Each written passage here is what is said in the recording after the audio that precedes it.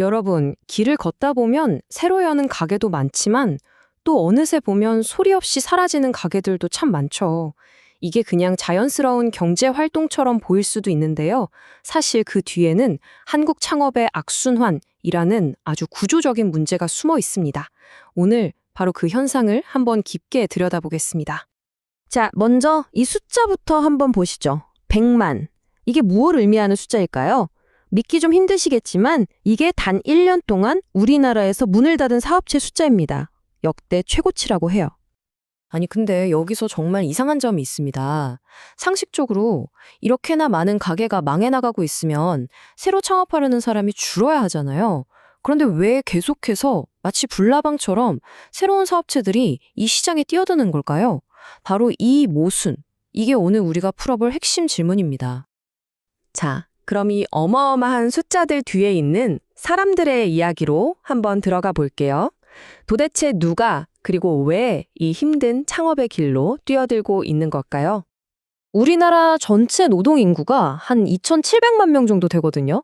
근데 이 중에 압도적인 다수, 그러니까 2,100만 명 정도가 우리처럼 월급을 받는 임금 근로자입니다. 바로 이분들, 이 거대한 그룹에서 오늘의 이야기가 시작됩니다. 자, 근데 여기서 정말 중요한 포인트가 뭐냐면요. 특정 세대가 이 형상의 중심에 있다는 거예요. 한평생 직장에 몸 바쳐서 우리나라 경제 성장을 이끌었던 분들이죠. 바로 베이비붐 세대 그리고 70년대생, 우리가 X세대라고 부르는 분들. 이분들이 이제는 주된 직장에서 밀려나고 있다는 겁니다. 그래서 나오는 개념이 바로 이 비자발적 창업이라는 겁니다. 이게 뭐냐면 내가 정말 열정이 넘치고 좋은 아이디어가 있어서 하는 창업이 아닌 거예요. 그냥 퇴직하고 나니까 다른 선택지가 없는 거죠. 그래서 정말 어쩔 수 없이 먹고 살기 위해 떠밀려서 사업을 시작하게 되는 그런 현상을 말하는 겁니다.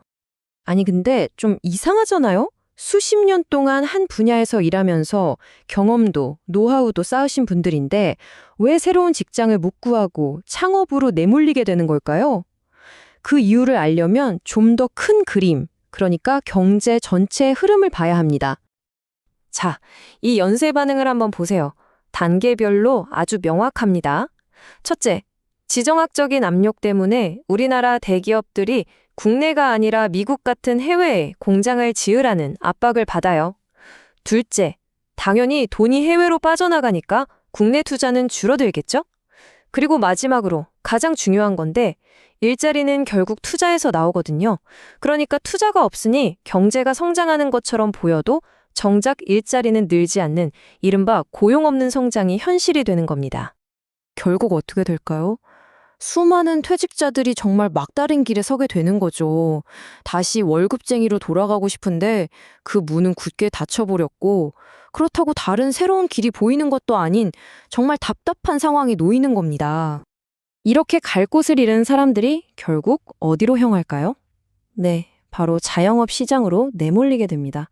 그리고 이건 정말 안타깝지만 너무나 예측 가능한 비극적인 결과를 낳게 되죠.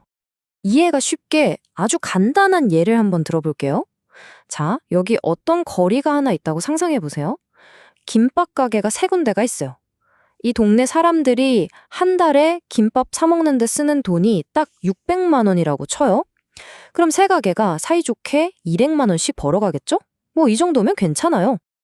그런데 바로 그때 아까 말씀드린 최근에 어쩔 수 없이 퇴직하신 분이 당장 먹고 살아야 하니까 이 거리의 네 번째 김밥 가게를 딱 하고 여는 겁니다. 자, 그럼 결과가 어떻게 될까요? 가게가 하나 더 생겼다고 해서 이 동네 사람들이 갑자기 김밥을 더 많이 사 먹을까요? 아니죠. 이 거리의 총 매출은 여전히 600만 원 그대로입니다. 결국 똑같은 파이를 이제 4조각으로 나누어야 하는 거예요. 모든 가게의 매출이 150만 원으로 뚝 떨어지고 결국 다 같이 망하는 길로 한 걸음 더 다가서는 거죠. 바로 이겁니다. 이게 핵심이에요. 이렇게 준비 없이 쏟아져 나오는 창업은 이미 꽉 찬 시장에 들어와서 한정된 파이를 나눠 먹는 싸움일 뿐이라는 거죠. 그래서 실패가 거의 예정되어 있다고 보는 겁니다. 실제로 원본 분석 자료에서는 이걸 폐업을 예고한 창업이라고까지 아주 강하게 표현하고 있어요. 자영업 시장이 이렇게 될 때까지, 그러니까 새로운 일자리를 만들고 경제를 키워야 할 그 돈은 대체 어디로 가고 있었던 걸까요? 다들 이렇게 힘든데 그 큰 돈들은 다 어디로 흘러가고 있는 건지 한번 따라가 보겠습니다. 자, 우리가 투자할 수 있는 자산은 크게 두 종류라고 생각하시면 쉬워요. 하나는 변동성이 낮아서 좀 안정적인 대신에 수익도 낮은 안전자산, 금이나 채권 같은 거죠. 다른 하나는 변동성이 커서 위험하지만 대신 한 번 터지면 대박을 노릴 수 있는 위험자산, 주식이나 비트코인 같은 것들이요. 그런데 전문가들이 2026년 시장을 유동성 장세가 될 거라고 예측하고 있어요. 이게 무슨 말이냐면 시중에 돈이 많이 풀린다는 뜻이거든요. 그럼 이 돈들이 어디로 갈까요? 안타깝게도 일자리를 만드는 국내 설비 투자 같은 곳보다는 당장 더 높은 수익률을 기대할 수 있는 위험 자산 쪽으로 쏠릴 가능성이 높다는 겁니다. 그리고 이런 흐름의 한가운데에 있는 대표적인 자산이 바로 비트코인입니다. 원본 분석 자료에서 이 비트코인의 달라진 위상을 아주 재밌는 비유로 설명하는데요. 바로 이겁니다.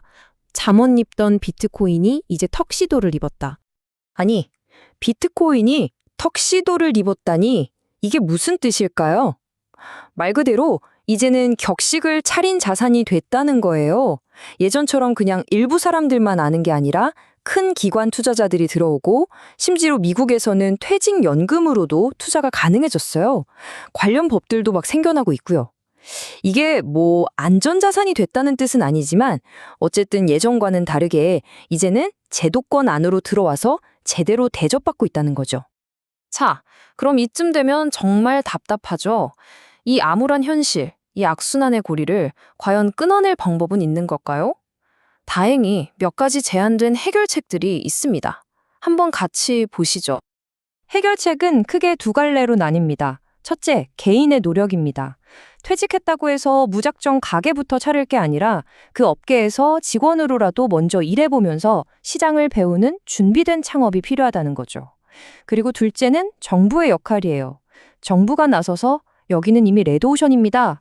저쪽 산업, 저쪽 지역에 새로운 기회가 있습니다. 이렇게 똑똑한 가이드 역할을 해줘야 한다는 겁니다. 결국 이 모든 논의는 하나의 크고 근본적인 질문으로 돌아옵니다. 거대한 세계 경제의 흐름에 맞서면서 동시에 우리 동네의 작은 가게들을 어떻게 지켜낼 것인가? 이 둘 사이에서 어떻게 균형을 잡아야 할까요? 이건 사실 우리나라만의 고민은 아닐 겁니다.